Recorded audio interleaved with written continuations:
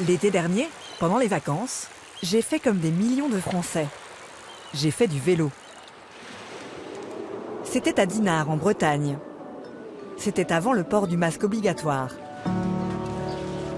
Et sur la place du marché, il flottait comme un air de nouveauté.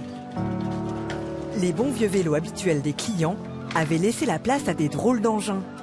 Mi-vélo, mi-mobilette. Des vélos électriques. Impossible de les manquer, avec leur forme bizarre qui cache une batterie ou un moteur. Avant, j'avais un vélo qui n'était pas électrique, traditionnel.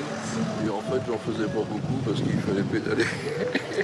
Là, il faut quand même pédaler, mais bon, c'est quand même plus sympa d'avoir une assistance, surtout dans les côtes de Dinard, ici. C'est vrai que c'est un peu du vélo de feignant, mais c'est sympa. Vélo électrique, on fait du vélo. C'est que du plaisir. Il n'y a plus besoin de forcer, de se faire mal. Non, on peut faire du sport ludique. Le reste de l'année, je vis à Paris. Je roule toujours sur un vieux biclou. Et ce n'est pas facile tous les jours. J'habite tout en haut d'une des rues les plus pentues de la capitale. 14% de pente.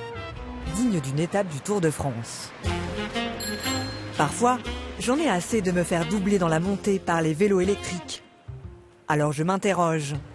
Et si je me débarrassais de mon vélo classique au profit d'un de ces nouveaux engins électriques ? D'autant qu'on leur prête aujourd'hui toutes les qualités. Grâce à eux, on pourrait faire du sport sans se faire mal. Ils seraient bons pour la santé. Je vais à 26 km là.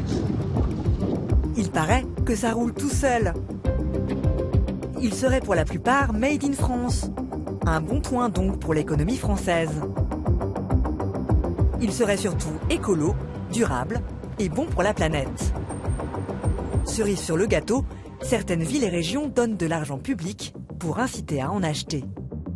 Alors le vélo électrique serait-il la nouvelle solution miracle pour se déplacer et faire de l'exercice sans peine ?